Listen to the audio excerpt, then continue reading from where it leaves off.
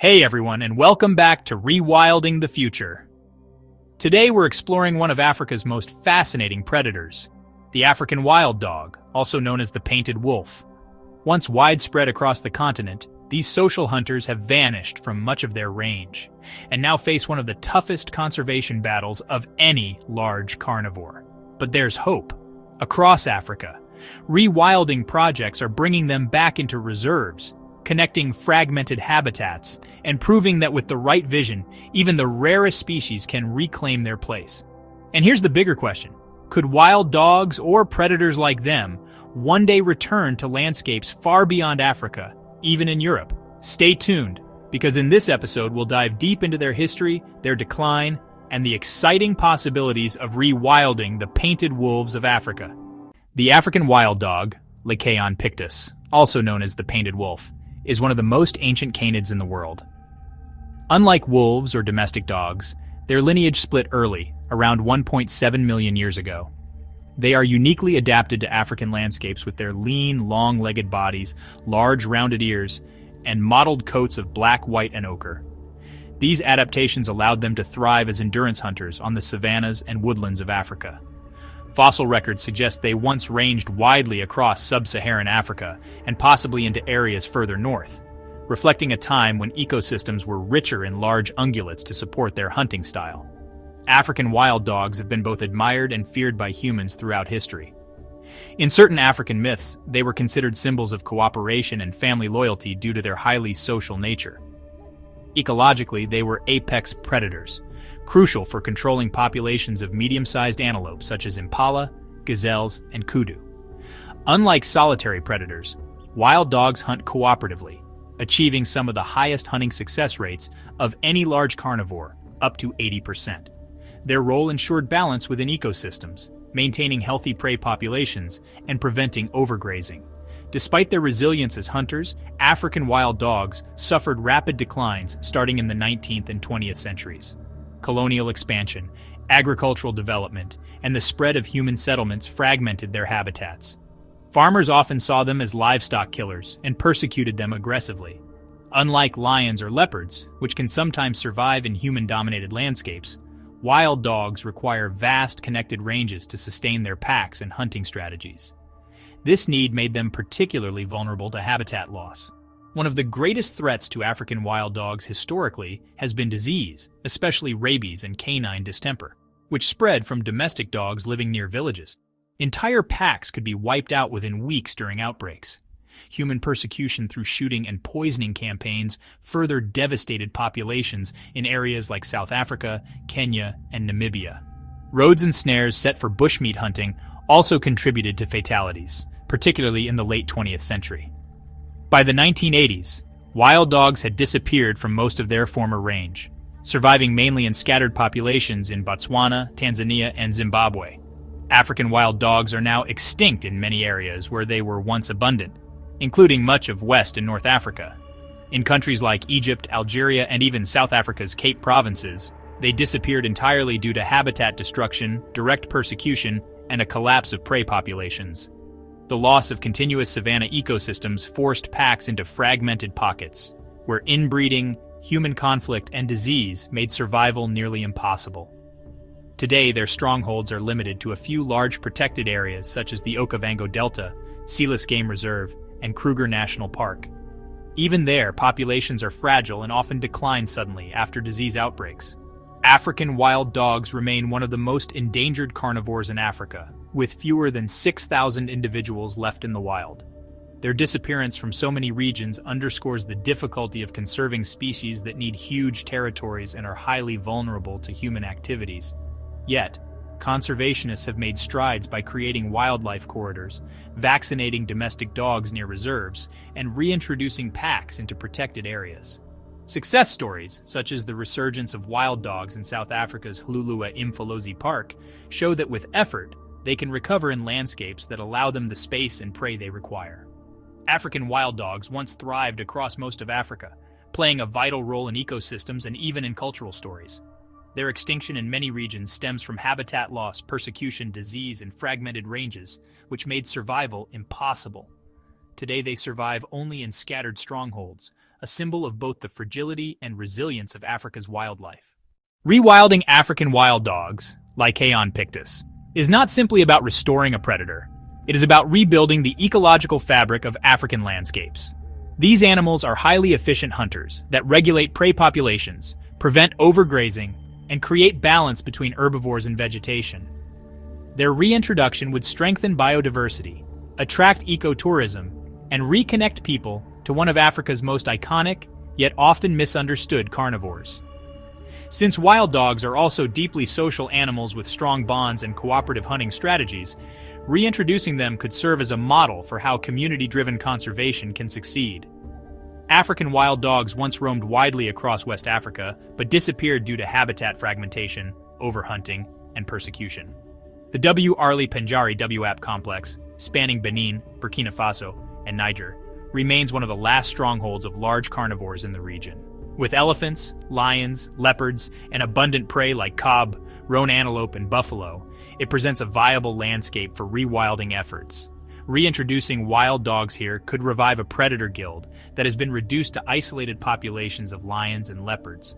Although wild dogs are long extinct in North Africa, parts of the Atlas Mountains and Saharan fringe could be suitable for experimental rewilding if prey populations, such as gazelles, Barbary sheep, and reintroduced antelopes like addax and oryx, are restored.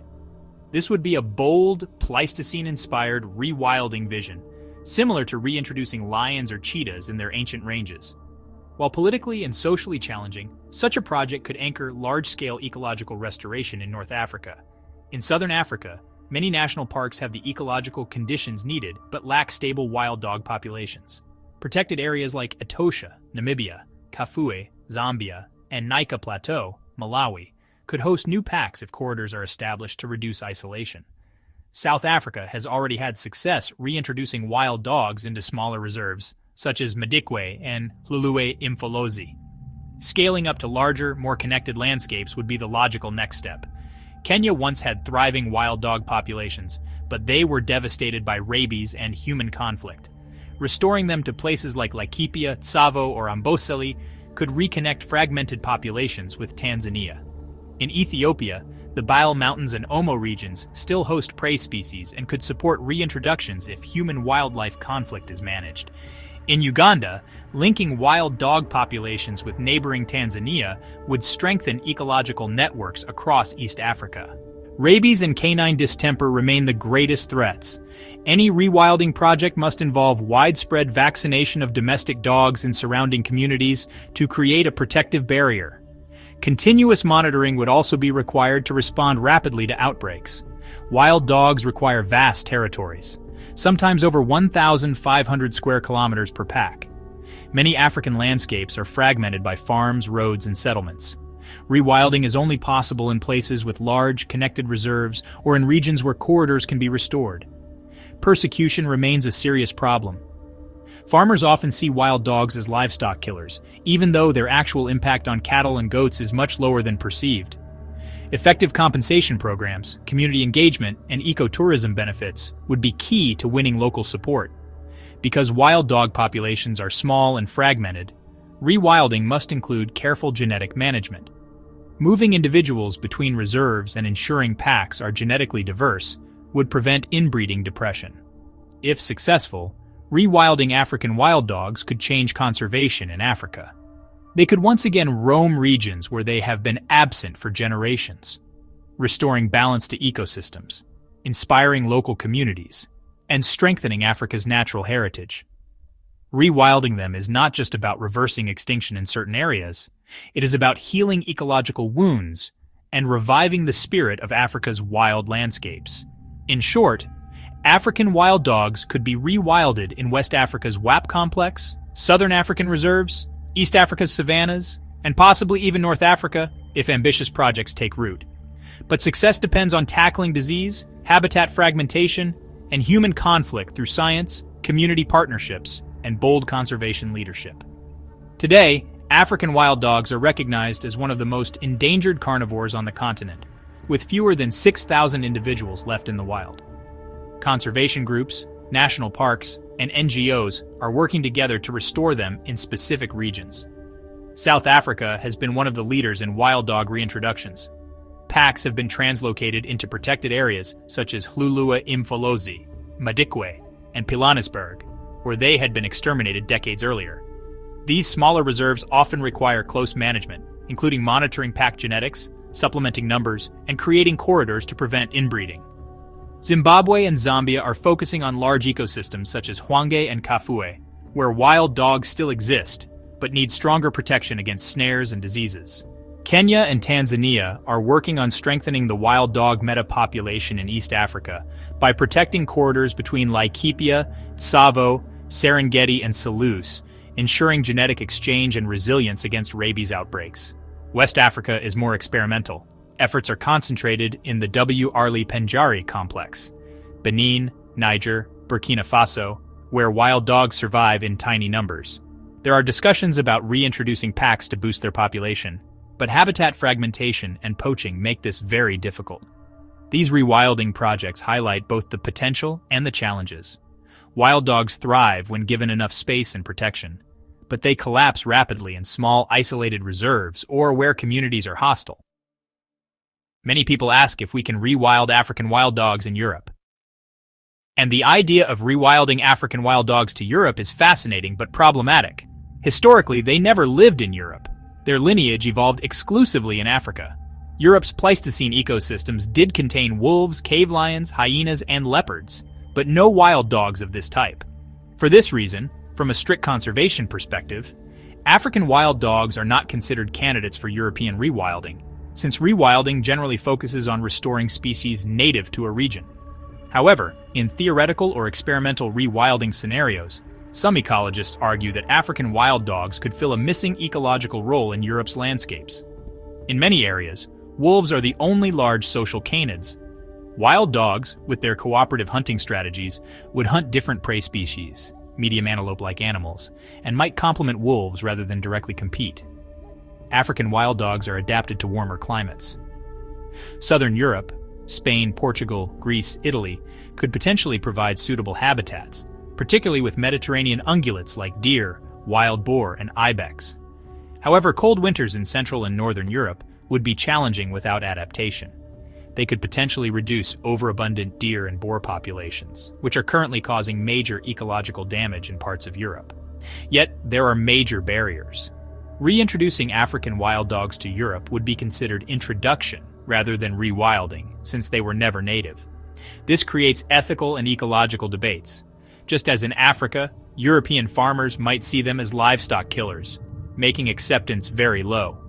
We don't know how wild dogs would interact with Europe's wolves, lynxes, and bears. Competition and conflict could be severe. Instead of introducing African wild dogs, European rewilding efforts are focusing on strengthening populations of wolves, lynxes, and brown bears. These species already play the ecological role of controlling prey populations.